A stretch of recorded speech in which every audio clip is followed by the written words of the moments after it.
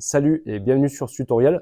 Au programme du jour, on va se faire un peu de mécanique. Donc on va remplacer les triangles sur ce Peugeot 206.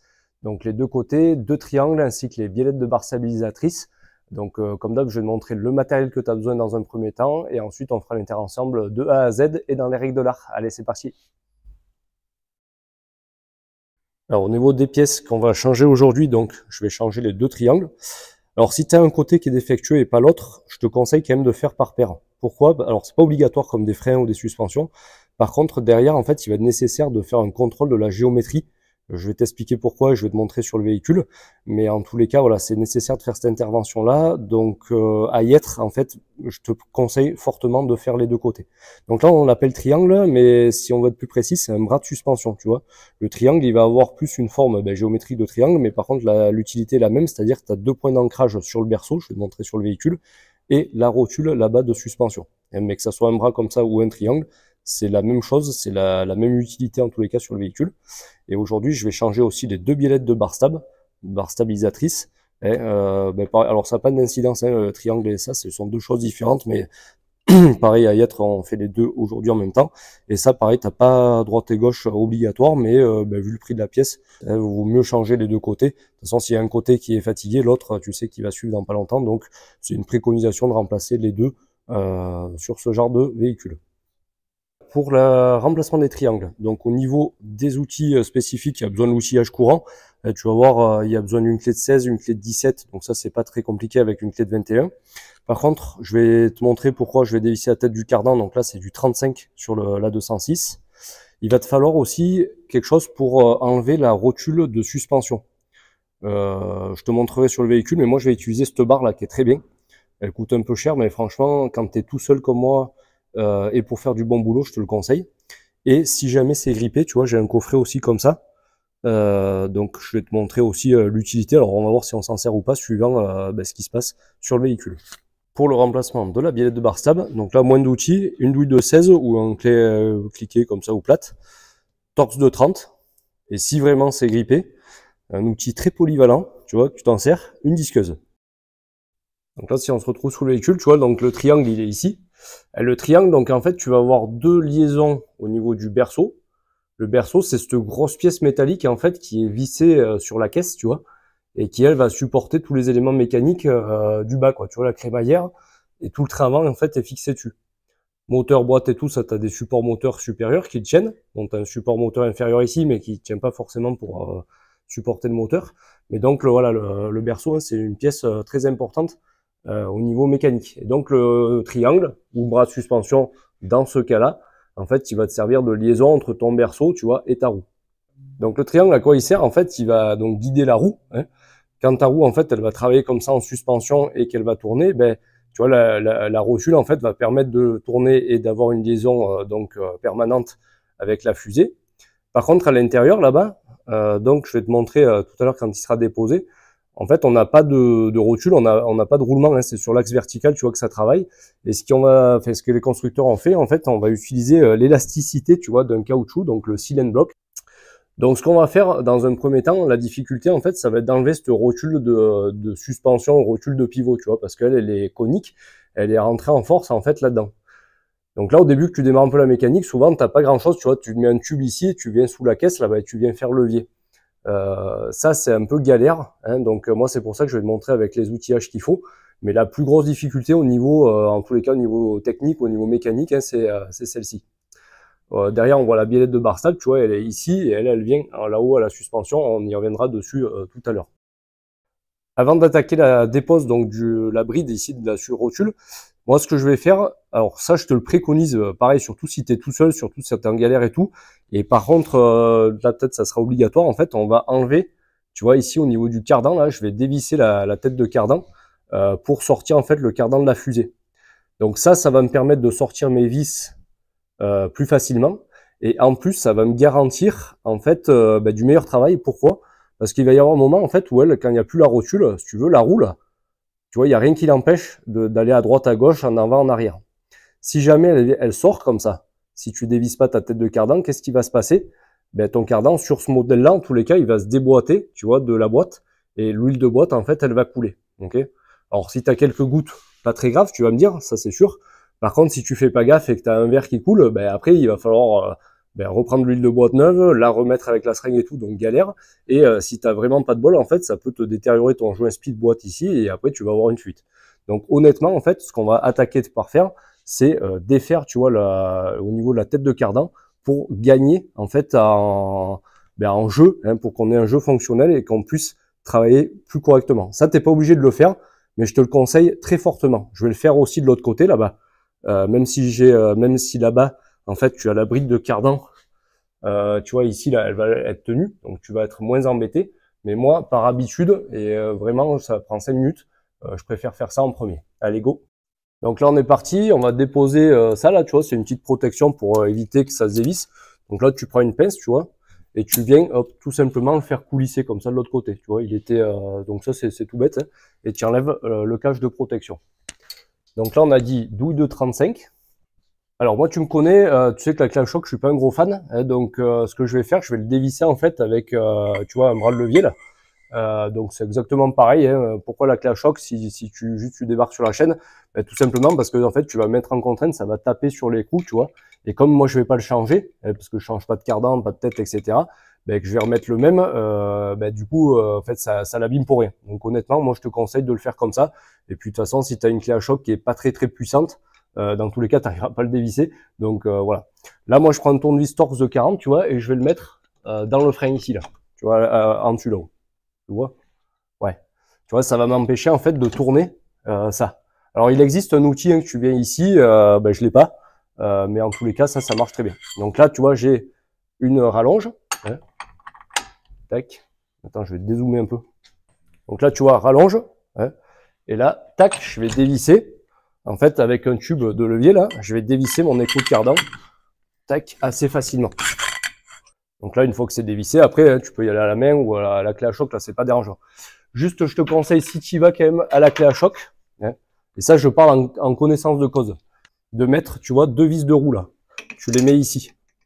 Pourquoi? Parce qu'en fait, quand tu vas taper avec la péteuse, avec la clé à choc, en fait, tu vas faire une vibration dans le moyeu, et ça m'est déjà arrivé. Ces 2 vis, là, tu peux soit les casser, donc après, ton disque, il tient pas, alors c'est ta roue qui va le tenir, mais quand tu vas démonter, ça va tout bouger et tout. Soit tu vas les casser, soit le pire des cas, et ça m'est déjà arrivé justement, où ça va les tordre, et en fait quand tu viens remettre ta roue, eh ben, t'es plus en face là. Et du coup là tu galères parce que du coup t'es plus en face, eux tu peux plus les desserrer parce qu'ils sont tordus, donc là tu vas passer 20 minutes pour rien. Donc voilà, si tu vas à la clé à choc, un conseil, tac, tu mets tes 2 vis de roue, et là il t'arrivera rien. Hein. Donc là je l'ai débloqué, maintenant je peux y aller si je veux à la clé à choc. Ici, hop, il n'y a pas de contrainte, donc voilà. Là les vis, je te montrais juste au cas où tu as la flemme de faire ça, quoi. Et c'est pas bien. Donc là, maintenant que j'ai enlevé mon écrou, tu vois, je vais juste m'assurer, voilà, je vais appuyer là, tu vois bien ou pas? Ouais. Je vais appuyer ici et je m'assure que mon cardan il soit pas grippé. Parce que des fois, malheureusement, tu peux avoir le bol qui est grippé dans la fusée, donc là c'est galère. Alors si tu as ce cas-là, passe pas une après-midi à tout dégripper, hein. Tu gères quand tu vas le démonter, mais en tous les cas, moi, tu vois, il est pas grippé. Ça me garantit, et tu vas le voir quand je vais enlever la rotule, ça va aller mieux. Donc là, maintenant, on va s'occuper de dessous là-bas. Donc là, je vais commencer par déposer ma vis de bride. Donc là, c'est du 16, donc c'est un boulon en fait. Hein. Un boulon égale vis plus écrou. 16 ici à l'écrou et 17 ici à la vis. C'est parti. Tac. Et tac. Et là, pareil, tu n'es pas obligé d'y aller. Hop. À la clé à choc. Tac. Ça vient bien. Pareil, au serrage, tu verras, on ne sert pas à grand chose. Hein. Là, si c'est grippé, là, tu peux y aller, tu vois, le fait de le dévisser, ça va te le dégripper, en fait, le truc, là. Donc, ça sera plus facile. Donc là, voilà, on se retrouve de l'autre côté. Donc là, tu vois, petit coup de marteau ici, là, pour enlever, en fait, la vis de bride, tranquillou. Si jamais c'est bien grippé, là, tu remets l'écrou, hein, pour pas le mater, là. Donc là, moi, c'est bon. Hop. Ok, donc vis de bride enlevée, ici. Donc là, voilà, c'est là où tu as plusieurs outils, tu vois. Hein. Encore une fois, quand tu démarres ta barre, là, tu vois, tu viens faire levier ici, et ça vient la déboîter. Donc là, maintenant, je vais mettre en place l'outil bleu, là, je vais te montrer un peu, là, c'est une pépite, ça. Donc là, tu vois, voilà, l'outil, il est mis en place. Et donc là, si tu as un crochet, tu viens juste porter là où tu peux, tu mets la barre droite, et en fait, tu viens appuyer, tu vois, avec le patin sur le berceau. Et là, en fait, ici, là, tu viens mettre ta chaîne au plus proche, tu vois, de ta rotule de pivot. Et quand je vais serrer, là, qu'est-ce qui va se passer? En fait, ça va me mettre en contrainte, tu vois, ça va l'aider à descendre. Là, pareil, quand je vais descendre, comme je suis seul, encore une fois, tu vois, il va falloir que je gère le cardan, etc. Donc, honnêtement, quand tu es seul, cet outil, il est génial. Parce que si tu es à deux, oui, il y en a un qui va tenir peut-être ta rotule en bas, toi, tu peux en gérer là-haut. Mais quand tu es tout seul, surtout sur ce montage-là, où elle a tendance à monter, cette rotule-là, ben, franchement, enfin, cet outil, il est simplement magique. Après, je te le vends pas, mais je te le conseille que très fortement. Hein. Donc, tu vas voir maintenant, je vais prendre un gros tournevis torse de 40, là, ben, toujours le même. Et je vais venir en fait visser ici, on va voir un peu ce qui va se passer. Tu vois, gros tournevis, et là je vais le mettre ici. Alors par contre ici, il faut pas trop forcer. Hein, sur cet appareil-là, là, sur cet outil, tu vois, il faut pas forcer comme... il faut juste la mettre en contrainte. Ben, tu vois, là, j'ai de la chance, elle est pas grippée. Tu vois, elle vient là, elle commence à venir toute seule. Et sans aucun effort. Tu vois, j'applique là, franchement.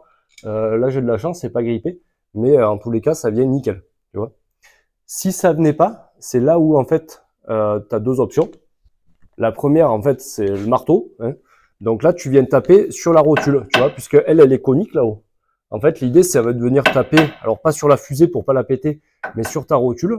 Tu viens taper sur la rotule ici, là, pour justement la dégripper, clac, et la faire en fait descendre plus facilement.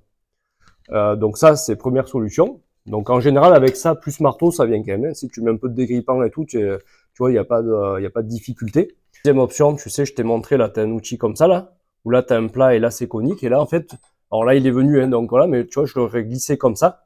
Et là, tu tapes, là, ouais, c'est sûr que ça vient.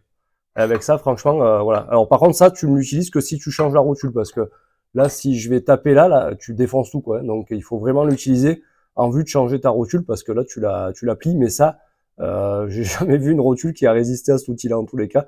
C'est pareil, ça vaut pas très cher et ça te sort de la galère si t'es vraiment embêté, quoi. Là, je force un peu, mais guerre, hein. Alors, tu vas voir l'histoire du cardan. Voilà, tu vois?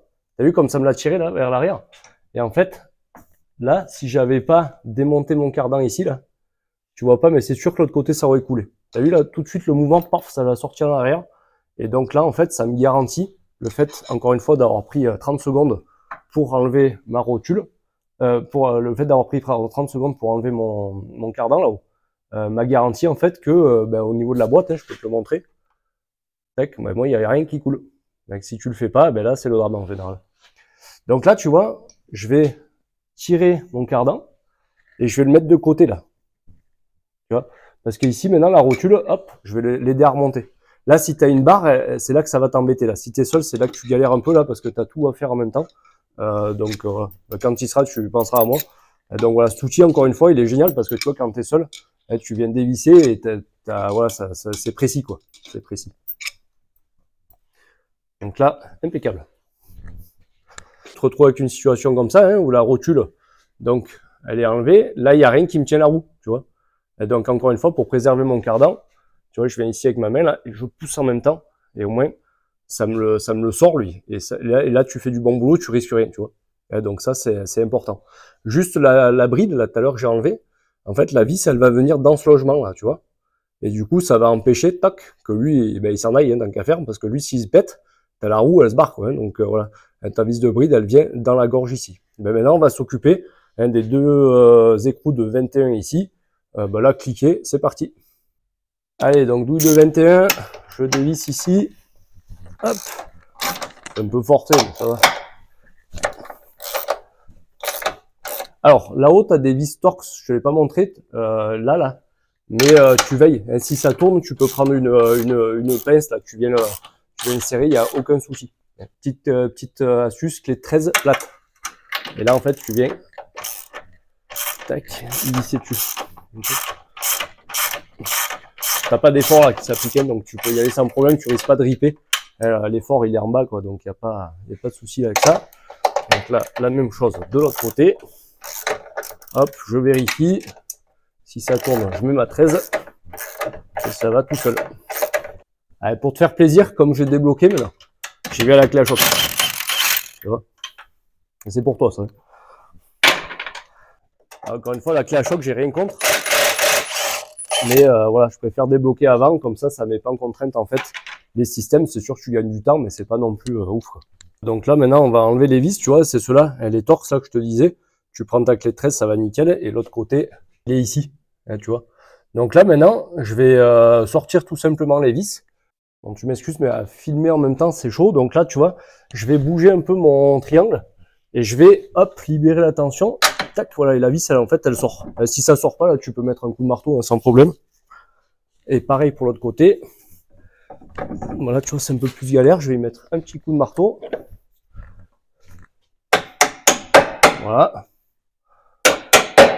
Tac, un petit coup de chasse goupille, si jamais. Un petit coup de chasse, tu vois, si ça galère. Voilà. Là, t'as pas de contrainte, hein, donc, tu vois. Et là, je fais attention, si ça passe pas au soufflet de cardan, là, j'hésite pas, en fait, à bouger. Tu vois, maintenant que ma rotule est sortie, j'hésite pas à bouger, voire à sortir complètement mon cardan. Tu vois, comme ça, en fait, je sais que je suis pas embêté. Et donc là, tu vois, hop, je le mets de côté, le cardan. En plus, il tient. Et là, tu sors. Bah, tu vois, là, sur ce montage-là, ouais, franchement, c'est quasiment obligatoire de le sortir pour te garantir de faire du bon boulot. Parce que là, si j'y tape comme un âne, tu vois, je vais déchirer le soufflet avec ça, là.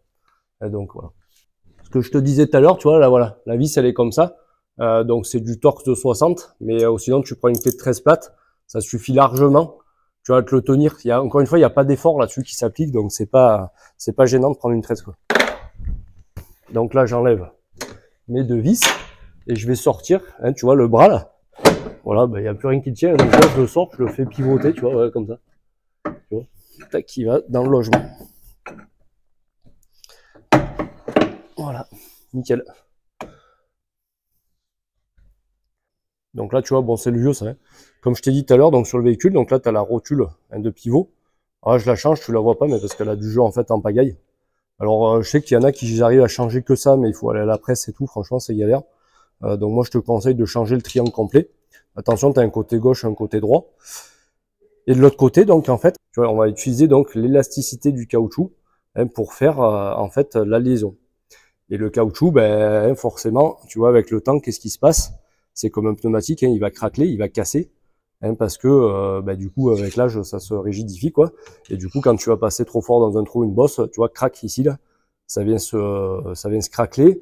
Alors là, il n'est pas très méchant, mais par contre, des fois, ça peut être cassé carrément, et là, tu vas avoir un jeu, en fait. Et si tu as un jeu ici, ben, tu as ta roue, en fait, hein, elle va bouger en fonction du train roulant. Hein. Donc, du coup, usure des pneumatiques, mauvaise tenue de route, donc c'est pour ça que c'est important de les changer. Alors, pourquoi faire, en fait, un parallélisme, enfin, contrôler le parallélisme quand on change un triangle? Parce que, normalement, ben, ma foi, c'est les mêmes, hein. Si on les met là, ben, tu dois avoir ben, sensiblement la même chose. Sauf que la géométrie, hein, c'est très précis, c'est au degré près. Et du coup, il suffit que ta longueur, elle soit pas exactement pareille, tu vois, 1 millimètre près, que cet angle, il soit pas au degré près le même, mais forcément, ta roue, hein, elle va forcément se désaxer. Pareil ici, le jeu, il est minime, mais tu as un micro-jeu, tu vois, par rapport à ta vis qui va arriver, tu vois, ton triangle, j'exagère, mais il pourrait bouger comme ça, suivant la fixation, et c'est le serrage qui vient te le verrouiller. Donc ça, si ça fait ça, tu vois, ça vient te modifier, en fait, ton angle de carrossage. C'est minime, et dans tous les cas, il n'est pas réglable là-dessus, mais justement, le fait de faire ta géo va rattraper, en fait, tout ça. Donc, c'est une préconisation. Si tu es un peu juste au niveau financier, ben, tu fais que ton triangle et puis ça ira bien. Mais par contre, moi, je te conseille, hein, encore une fois, les deux côtés et contrôle géométrie derrière. Au moins, tu es sûr à 100% que ton train avant, en fait, il soit nickel et que ton usure de pneumatique, elle soit régulière et que ta tenue de route, elle soit optimale. Allez, eh ben on est reparti pour la repose donc du bras de suspension neuf. Donc là, tu vois, je sais pas où est-ce que tu vois bien. Je vais dans mon logement, donc j'ai toujours mon cardan. Hein. Je fais gaffe hein, que ça se déboîte pas. Ici, voilà, je le fais passer. Bon, je galère un peu, hein, c'est normal. Voilà. Là, toujours faire gaffe au cardan. C'est la base. Toujours faire gaffe au cardan. Tac. Et encore une fois, le cardan là. Je te remets de l'autre côté là. Le cardan, ici, là, si je le déboîte là, si t'as pas l'habitude, t'as toute l'huile de boîte qui coule. Et donc, enfin, toute l'huile. Pas toute, mais voilà, t'as l'huile de boîte, en fait, qui va couler. Donc, je fais attention à ce que je fais. Donc là, je le remets là-haut pour la vidéo. Mais là, tu vois, voilà. Là, mon truc, il est remis en place. Mon triangle. Je vais m'occuper des deux vis, déjà, de deux vis de là-bas. Les vis, là, si elles sont vraiment pourries, tu vois, moi, ça va là.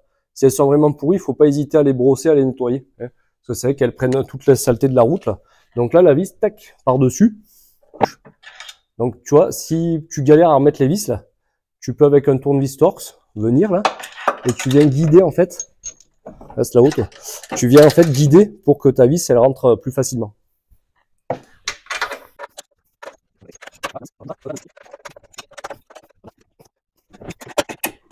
Voilà. Donc là, mes deux vis de fixe, elles sont mises en place. Tu vois un peu ce que je fais ou que dalle? Pas grand chose. Donc voilà. Là, j'ai remis, tu vois, mes deux vis de fixation au niveau donc du triangle. Je vais remettre mes deux écrous et je vais serrer ça à la clé dynamo.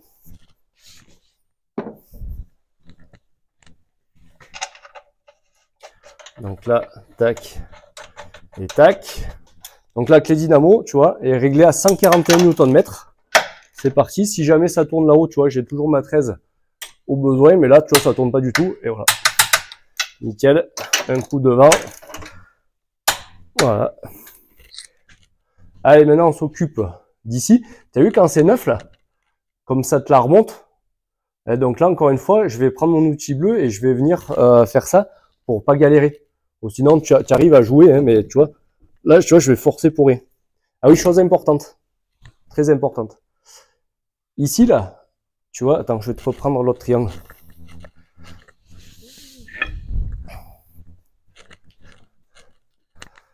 Donc là, on est d'accord, mes fixations, tu vois, mes vis, elles sont perpendiculaires, en fait, à mon bras. Ok? Donc là, quand j'ai serré, là, je serre à fond, ça écrase donc cette bague métallique et ça l'empêche de bouger. Ok?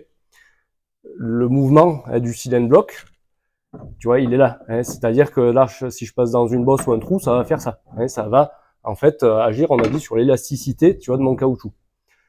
Par contre, si jamais tu as des vis de fixation qui sont parallèles, tu vois, tu as des triangles, en fait, où la vis, elle est parallèle.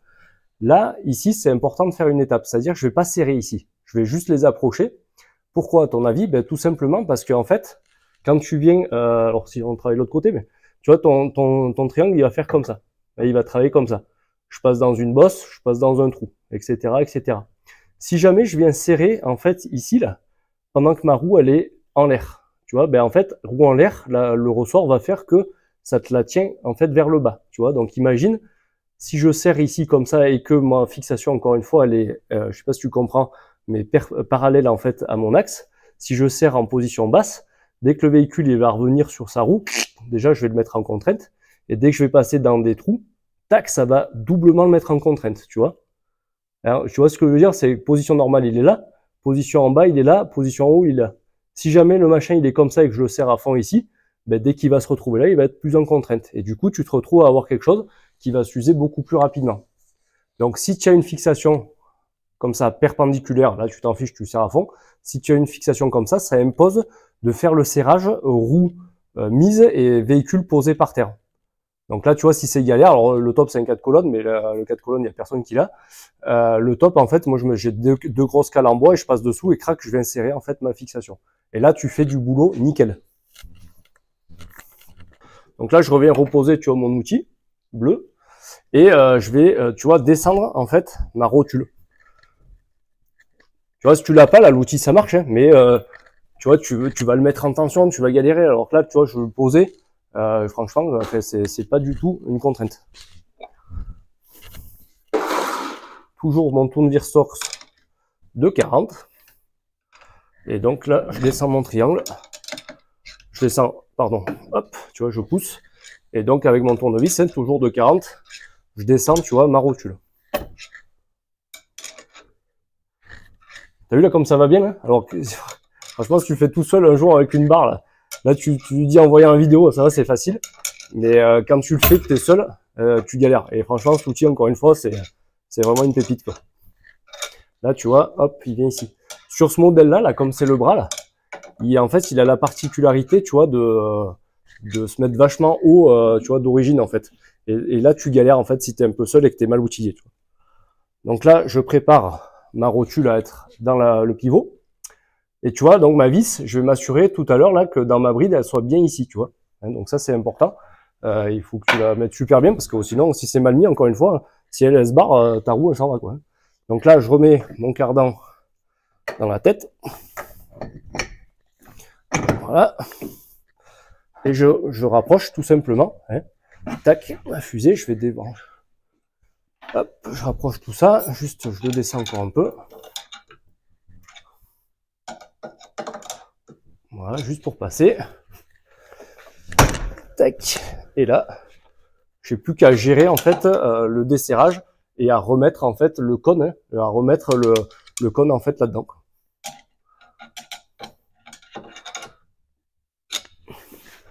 Donc là je pousse un peu, voilà. Il est quasiment mis en place. Et là je descends aussi. J'ai oublié de te dire, si jamais aussi tu peux prendre un petit burin et venir écarter hein, les deux, tu vois, le mort là de la fusée en fonte. Là, tu viens tapoter ici, tu viens l'écarter, ça peut un peu aider aussi si t'es galère, si c'est grippé, etc. Ça peut le faire. À quand même limiter parce que c'est de la fonte et ça peut péter, hein, mais en tous les cas, tu peux le faire quand même un petit peu sans problème. Donc là, je desserre. Voilà, et je vais m'assurer que je sois bien dans l'axe, tu vois. Je pousse là, tac, voilà. Ouais, ça y va tout seul. Hop, petit coup de marteau. Alors, je tape pas sur la rotule, je tape sur le... Voilà, ouf, un petit coup de marteau. Et là, maintenant, je vais mettre ma vis de bride. Je vais la mettre là, mais là, elle est trop rentrée, ma rotule. Tu vois ce que je veux dire? Il faut qu'en fait, je vais la ressortir un petit peu, très légèrement, pour que la gorge, elle soit pile poil en face. Comme ça, en fait, tu viens mettre ta vis, en fait, tac, dedans. Donc voilà, je vais remettre, tu vois, juste un petit coup de tournevis, tu sais, pour mettre pile poil en face. Et je remets ma vis, tac, voilà, tu vois, ça rentre vraiment tout seul, quoi. Et là, je vais serrer maintenant à la clé dynamo, ça c'est 55 Nm. Donc là, tu vois, clé dynamo, serrage à 55, je prends ma 17 ici pour bien le verrouiller. Et là, voilà. Ça, c'est du bon boulot, ça. Donc ça, maintenant, il va me rester l'écrou de cardan, tu vois, à remonter. Donc je te tourne. Voilà.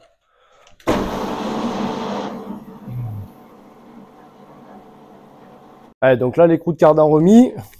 Et je vais serrer à 245 Nm. Tu vois, je suis en train de régler ma clé dynamo. Elle va jusqu'à 250. Donc parfait. Bon, si tu n'as pas une clé dynamo qui monte autant, eh ben, écoute, tu vas à la clé à choc, qu'est-ce que je te dise, mais c'est sûr que c'est même précis. Donc toujours pareil, tournevis Torx de 40. Je le coince, tu vois, dans l'étrier. Et là, j'envoie. Et là, c'est serré correctement. À 245, ça commence à causer. Ok, donc là, c'est bon pour le triangle de ce côté. Ben écoute, maintenant, je vais faire l'autre côté. Et puis, on va s'attaquer à la biellette de Barstab. Alors, pour la biellette, c'est plus simple. Biellette de Barstab. Je vais y aller, tu vois, le douille de 16. On va y aller en 3 étapes, en fait, suivant le grippage. Donc là, première étape, je vais y aller à la clé à choc. Parce que je remplace l'écrou plus la tige. Donc là, je peux y aller à fond les ballons. Donc soit, en fait, ça vient et tant mieux pour moi. Soit, en fait, ce qui va se passer, c'est comme elle est en rotule, elle va tourner, en fait, tu vois. Ça va faire comme ça et ça va tourner derrière. Donc dans ce cas-là, deuxième étape, si jamais ça fait ça, je vais venir bloquer avec le torse de 30 ici et je vais venir tourner avec une clé plate. On va voir un petit peu comment ça va se passer. Donc j'ai ça ici en bas et j'ai la même chose, toc, en haut là-haut. Et si jamais c'est galère, là, vu la gueule de l'empreinte, je pense que je vais m'amuser 5 minutes. Et si c'est galère, ben, j'ai mon ami disqueuse et comme ça, en fait, si jamais tu dois couper, tu coupes ici, là. Tac, tu mets un coup et comme ça, en fait, ça s'enlève et puis voilà. On va voir comment ça passe. Allez, première tentative, clé à choc.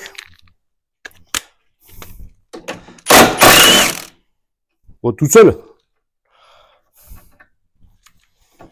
Donc là, tu vois, ça s'est enlevé, chance.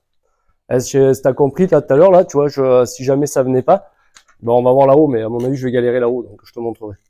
Donc là, tu vois, ça vient. Ici, comme ça est venu, tac, je vais venir la libérer. Et voilà. Donc là, la biellette, bon, celle-là, elle est morte ici, ok. Là, en symptôme, quand c'est mort, ça fait cloc, cloc, cloc, cloc, cloc, cloc. Tu vois, dans les bosses. Là. Hop, donc là, on va s'occuper maintenant de la deuxième. On va voir si ça vient pareil ou pas. Et voilà, là, ça va tourner. Voilà, donc là, comme je galère, tu vois, j'ai pris un petit un peu plus complexe. Donc, grosse torque là, de 30 sur le piquet et une clé plate de 16. Donc là, je la cale comme ça, tu vois, et je vais voir un peu ce que ça dit. Si j'arrive à me le défaire ou pas.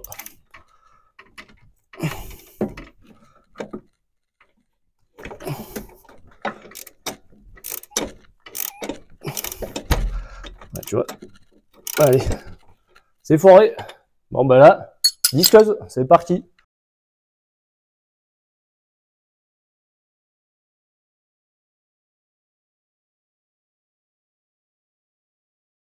Alors comme j'arrivais pas à la prendre, tu vois ce que j'ai fait, comme j'arrivais pas à prendre de l'autre côté là-bas, j'ai pris la disqueuse et j'ai coupé en fait dans l'axe ici pour éclater en fait mon écrou, tu vois. Donc là je tapote au marteau, au burin là, et pour l'enlever. Vas-y.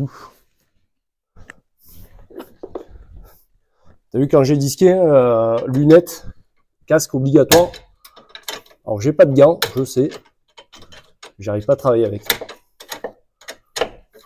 Là tu vois, voilà, j'ai coupé l'écrou en fait, et du coup il n'y a plus de contrainte. Donc là, je te passe devant, tu m'excuses. Hop, voilà. Donc là, elle sort. Nickel. Donc elle avait du jeu aussi en pagaille, tu le vois pas là, mais voilà, donc ça fait un cloc-cloc dans les bosses. Juste un petit truc, à quoi ça sert en fait une barre stabilisatrice? Ça va servir, c'est ce qu'on appelle une barre anti-roulis. Ça va servir à solidariser en fait les deux amortisseurs. Tu vois, en fait, le roulis c'est droite-gauche. Dans un virage ou voilà, quand t'en appuies, etc. En fait, tu pourras avoir tendance à avoir des mouvements de caisse, tu vois, droite-gauche, etc. Le véhicule, il pourrait tanguer comme ça.